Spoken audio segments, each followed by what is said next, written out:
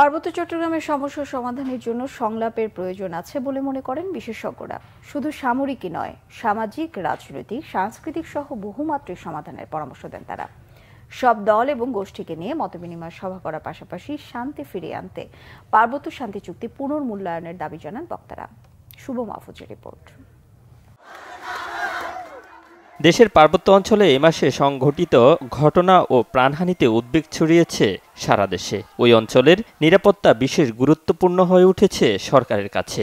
বিভিন্ন শ্রেণী পেশার বিশিষ্টজনরাও পার্বত্য অঞ্চলের নিরাপত্তা নিয়ে বিভিন্ন সময় উদ্বেগ প্রকাশ করেছেন। পার্বত্য চট্টগ্রামের বর্তমান পরিস্থিতির মূল্যায়ন এবং উত্তরণে প্রয়োজনীয় সম্ভাব্য পদক্ষেপসমূহ বিষয়ে আলোচনা সভার আয়োজন করে অবসরপ্রাপ্ত সামরিক কর্মকর্তাদের সংগঠন rava research and study forum.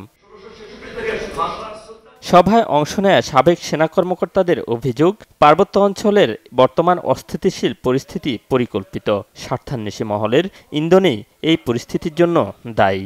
আমি নিজেই ভয়ে ছিলাম 5 তারিখের পরে, এবং অনেককে আমি বলেছি, আমাদের পার্বত্য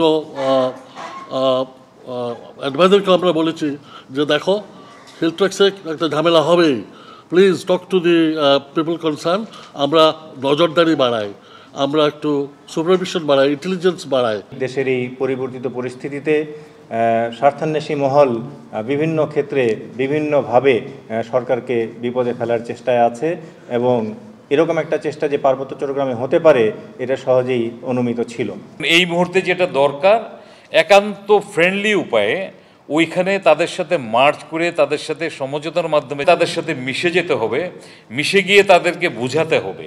সমাধান হলো ইমপ্লিমেন্টেশন অফ 1997 এই অ্যাক্টটাকে, যে আমরা যে সমঝোতা হয়েছে বিনা দ্বিধায় আমাদেরকে এইটা ইমপ্লিমেন্ট করতে হবে।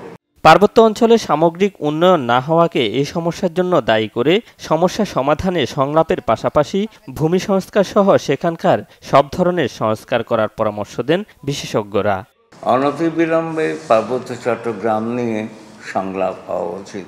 একটি কথা মনে রাখতে হবে, বাংলাদেশের 10 ভাগের 1 ভাগ।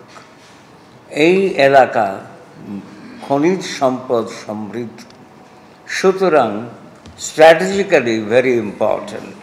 সামরিক নয়, রাজনৈতিক নয়, বরং পার্বত্য চট্টগ্রামে প্রয়োজন বহুমাত্রিক সমাধান। তত্ত্বাবধায়ক সরকার যেহেতু বিভিন্ন বিষয়ে সংস্কারে হাত দিয়েছে, তারা অনেক কিছু পুনর্গঠন করছেন। আমরা আশা করব পার্বত্য চট্টগ্রামের মতো একটি স্পর্শকাতর, ভূ রাজনৈতিক কৌশলগত গুরুত্বপূর্ণ এবং নিরাপত্তার দিক থেকে অত্যন্ত তাৎপর্যপূর্ণ এলাকার উপরে এই কৌশলগত নীতি প্রণয়নের জন্য একটি কমিটি গঠন করা হবে। এই ক্রান্তিকাল থেকে উত্তরণের জন্য সাবেক সেনা কর্মকর্তারা যে কোনো সহযোগিতা করতে প্রস্তুত বলে জানান রাওয়া চেয়ারম্যান।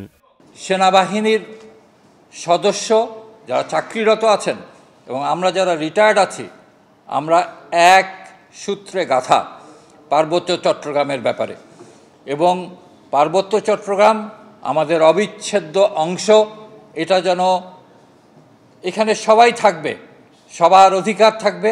সভা থেকে বর্তমান অন্তর্বর্তীকালীন সরকারকে সার্বিকভাবে সহায়তাকরণের লক্ষ্যে বিদ্যমান পার্বত্য পরিস্থিতির উপর সম্ভাব্য সুপারিশ তুলে ধরেন বক্তারা। শুভ মাহফুজ, বাংলা ভিশন, ঢাকা।